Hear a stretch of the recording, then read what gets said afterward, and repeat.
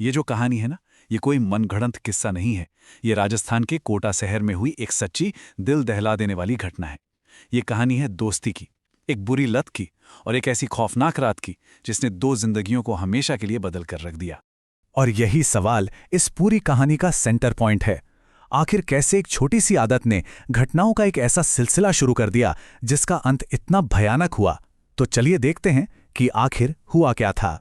तो कहानी शुरू होती है दो दोस्तों से, गौतम और करण।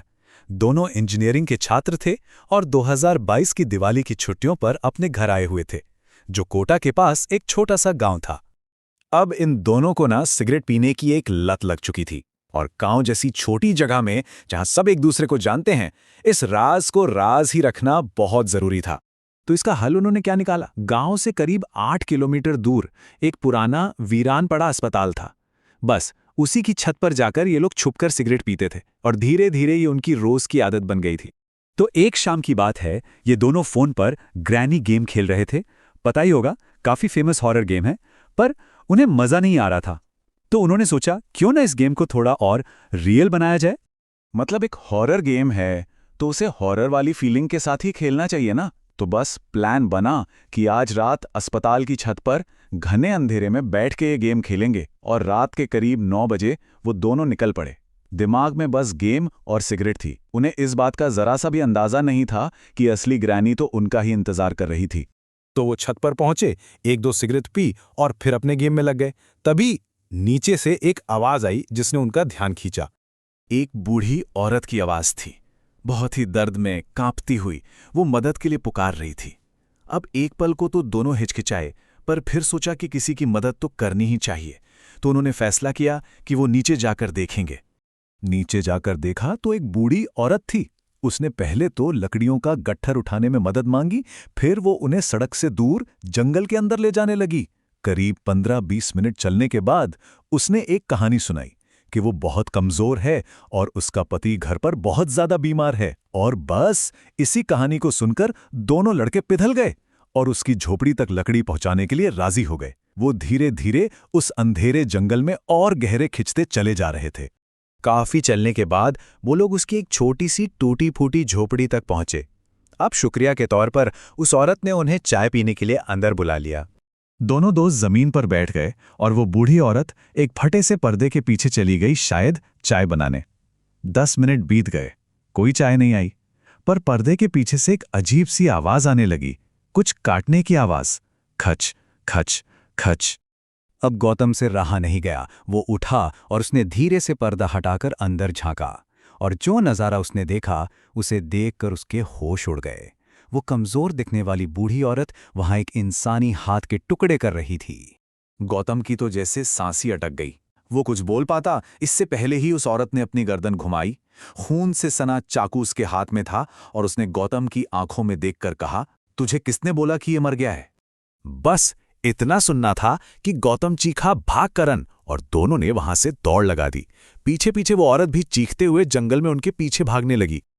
अब वो दोनों बुरी तरह डरे हुए थे, जंगल में रास्ता भी भटक चुके थे। भागते भागते उन्हें एक और छोटी सी झोपड़ी दिखाई दी। राहत की बात यह थी कि इसके बाहर एक लालटेन जल रही थी, और वहां एक बूढ़े तांत्रिक बाबा जैसे दिखने वाले आदमी अपने घर के बाहर झाड़ू लगा रहे थे। उन्हें देखकर दोनों की जान में जान आई।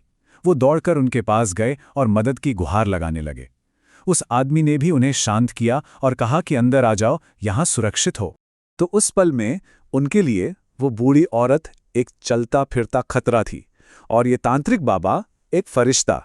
पर उन्हें क्या पता था कि कहानी अभी खत्म नहीं हुई है। अंदर जाकर जब लड़कों ने पूछा कि उन्हें निकलने में मदद क्यों नहीं मिल रही, तो बाबा ने जो कहानी सुनाई उसे सुनकर दोनों के पैरों तले जमीन खिसक गई। बाबा ने कहा, मेरी बेटी अपनी मां को ढूंढने गई है।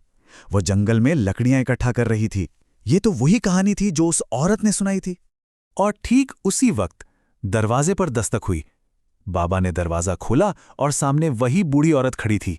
उसकी आंखें पूरी तरह सफेद थीं, पुतलियां गायब और चेहरे पर एक खौफनाक मुस्कान। जाल पूरी तरह बिछ चुका था। वो बाबा और औरत दोनों मिले हुए थे, एक असली जिंदा ग्रैनी और ग्रैंडपा। अब बचने का कोई रास्ता नहीं था। ये देखते ही दोनों लड़कों ने अपनी जान बचाने की आखिरी कोशिश में झोपड़ी की खिड़की तोड़ी और फिर से भागना शुरू कर दिया। वो शैतानी जोड़ा भी उनके पीछे पीछे दौड़ रहा था। भागते भागते उन्हें सामने एक नहर दिखाई दी। अब पुरानी कहानियों में सुना था कि बुरी आत्माएं पानी पार नहीं कर सकती। बस यही सोचकर जान बचाने की आखिरी उम्मीद में वो दोनों नहर में कूद पड़े। लेकिन उन्हें ये नहीं पता था कि उस नहर का बहाव बहुत बहुत तेज था। उस रात उस खौफनाक जंगल और उस नहर से सिर्फ एक ही जिंदा वापस आ पाया। गौतम तो किसी तरह जैसे तैसे करके तेज बहाव से लड़कर किनारे पर आ गया, लेकिन करण, उसका दोस्त, उस बहाव में कहीं खो गया। घंटों तक उसे ढूंढा गया और फिर देर रात को करण की लाश मिली। कहते हैं कि गौतम आज भी उस रात के सदमे से उभर नहीं पाया है। तो ये दिल दहला देने वाली घटना सिर्फ एक कहानी नहीं है, ये एक चेतावनी है। ये सोचने पर मजबूर करती है कि कैसे एक छोटी सी बुरी आदत, एक गलत फैसला और अनजान लोगों पर किया गया भरोसा किसी को एक ऐसे मोड़ पर ला सकता है जहां से वापसी का कोई रास्ता नहीं होता।